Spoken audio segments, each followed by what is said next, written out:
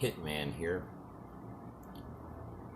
Part one of my series was going to start out with a Black history lesson, but I think maybe a more personal history lesson may help people understand a little more. Let's start out really simply with a very simple world prayer. Our God, show us your mercy. Amen. All right. What can a person do to make things better? All right, let's get the elephant out of the room right away. As a society, we've got to either change the word nigger or to something that means totally something positive or negative. That's not going to happen. It's always going to be a bad word. Ooh, the N word, Now, I treat it for what it is, People that use it too much, excessively, they're, I don't know, gangsters, whatever. Or just friends with their friends. And I'd like to say it's okay, but I'd be wrong. Because you're teaching, a separation, whether you want to or not.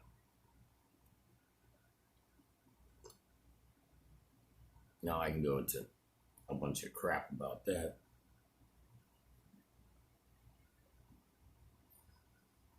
Me personally, if I wanted to fight you, I'd drop the N-bomb on you as like a last resort to anger your blood, to make you screw up. Or whatever minority slur, If you were Jewish, I'd call you a Jew. You were Italian, I'd call you a Dago. But that's the way we talked. Our clique, our group, our gang, whatever you want to call it. We talked amongst ourselves. And I didn't necessarily get into all that because I consider myself a little more educated. But I had a lot more opportunities than, we'll say, the average kid. But this isn't totally about me. This is about changes in the world. Think of just all the people that have been killed. It's not all police violence. Sometimes it's violence on violence of your own. I mean, black on black crimes, white on white crimes. Some neighborhoods, some areas are less likely to have crimes. The Italians, Jesus, sweet jeez. What the history they have. The Italians, the Irish, the whole American melting pot is just, it's too much to cover everything. So we'll have to get into something better. Education. And again, whatever knowledge you have personally, it's your responsibility, not just your God-given right. It's your responsibility to share this information with your children. Positive information. We were talking today and about the guy and his grandma said, about losing your spot in line. And we weren't arguing over the spot, but I said, hey, I'm next. He goes, I know. My grandma would always say, move your feet, lose your seat. And I started laughing because it's the same thing my grandma would say. But that's how us older guys talk. We're the baby boomers. We're the last of all the babies that everyone come back from the war and was celebrating. I'm 56, born in January. I'm right at the cutoff point. Last year, the baby boomers.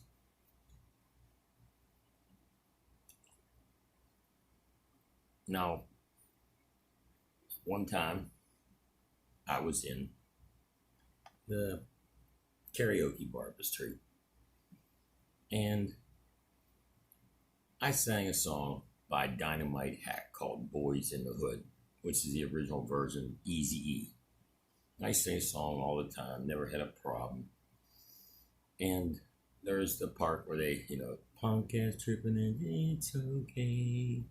Well, there's a right before there where he uses the N-word, and they also use the N-word in the karaoke version. Me, I've never really done it a lot of times, but enough to know that's part of the song. Slip right in, no problem. This guy comes up. He looks like a college basketball player. He's huge. He rushes me. I thought he was, he's like booing me a lot. And I was like, dude, you're welcome to say anything you can do better. I don't give a crap. And, and he come up and grabbed me by my lapels. Now, before I had a chance to even think how I'm going to drop this big ugly guy, he wasn't ugly either. Drop this big guy. There was at least 8 homeboys, black guys, brothers, some relatives, jump on this guy and say, no, no, no, no, no, no, no, you don't know who that is.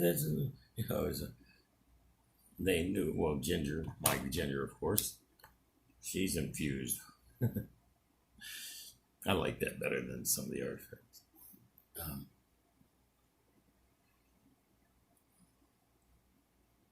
But I didn't have to get violent, and sometimes you will have to get violent. Sometimes you have to protect yourself. People will tend to pick on people they believe are weaker than they are, and that's something else you have to start at when they're young. That's why I've given up on adult rehabilitation for the most part. If you're in at this point, you haven't learned nothing. You're in your 30s, 40s. You're still doing the same old crap over and over again. You're kind of a lost cause to me. I'll try to help you out when I can, but I'm much more concerned about your babies and your half babies and I'm worried about the children of the world.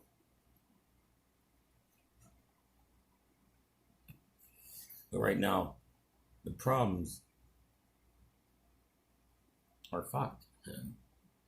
That's bottom line. And there's been many times we'll do this and that, and Jim Crow law, and just another way of putting a foot on a brother's neck, as they say. It makes me sad. It really does. I've cried buckets of tears. People say, there goes that crazy old guy talking to his dog. Don't think I can hear him. The reason I went into the service is because I have super sensitive hearing, and also I have a very good memory. I say, it's getting a little shady, but as far as I can remember everything from the time I was 4 years old. Some people call that angelic memory. I'm more better on details of what happened.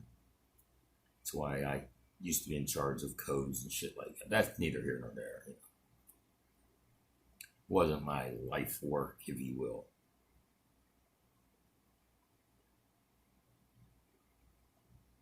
Now, the next thing I'm going to add is going to be tough. And it's going to meet with resistance and real change in the police force. And what you and I and everyone else can do. Now, I'd like to think, like everyone, that, if I'd been there, I would have reacted differently than anyone else. The only thing I could have said, being a white man, to get this man off him, is use my loud voice. And trust me, I asked God for one real thing. And the reason I asked for it, I had to sing a song in a production of Jesus Christ Superstar. I was a kid and I've never, really sang in front of anybody. So I prayed, just give me a decent voice. I didn't ask to be a superstar or none of that shit, just a nice voice, And I've done this before. It's happened in my hometown. 15 kids were jumping on. They were they're behind. What happened? Beer Falls has essentially behind everyone else by 10 years. And they were doing this gang. I don't know what the hell they were doing. I heard more about it. We were sitting outside and they were beating them. Her cousin Jimmy, actually. And I just, wait a second. Oh, Jesus. So I said, I shoot over, and I'm the size of a bear back then. I'm 265. I shoot over as fast as my big ass would take me, like a bear. And I say, "This shit will stop now!" And that got their attention. And then I explained to them, you mother assholes, you better get help. I said, "You doing anything. I know most of your mamas and your daddies, and the ones that don't have daddies, I know your mama. These couple of you, who knows, you kind of look like me a little bit." But, just trying to level. And they dispersed, and there was never another incident. I'm not saying, but somebody had to stand up. And we're talking, this was a good 10 years ago. You used to be able to sit in front of the police station thing and watch it go by, showing that ledge.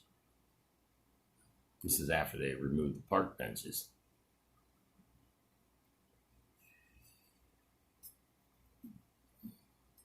Neighborhood watch, good example. I got a neighborhood watch here. My neighbors watch, and then they don't mention it to me until a couple of days later, but I won't get into all that either. So I actually watch out for my neighbors,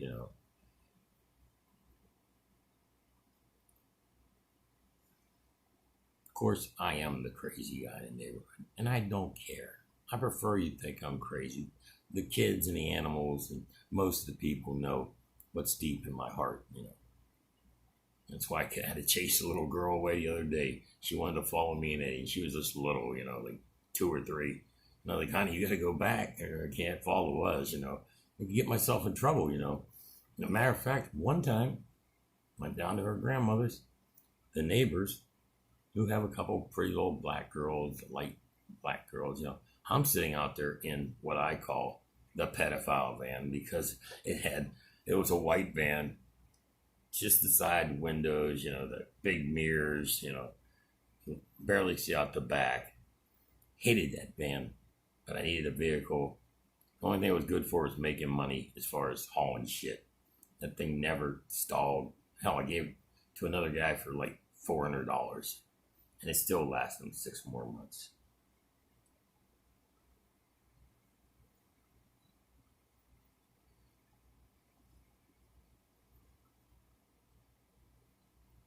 Trying to think if there's anything else we should cover today.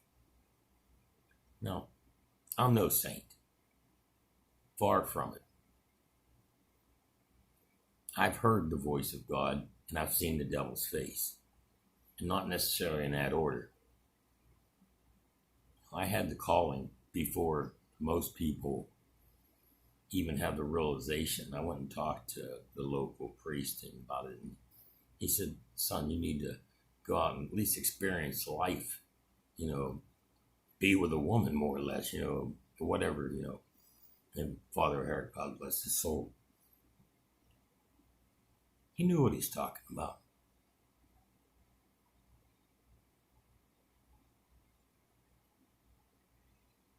And that's where, after we discuss how to handle the police,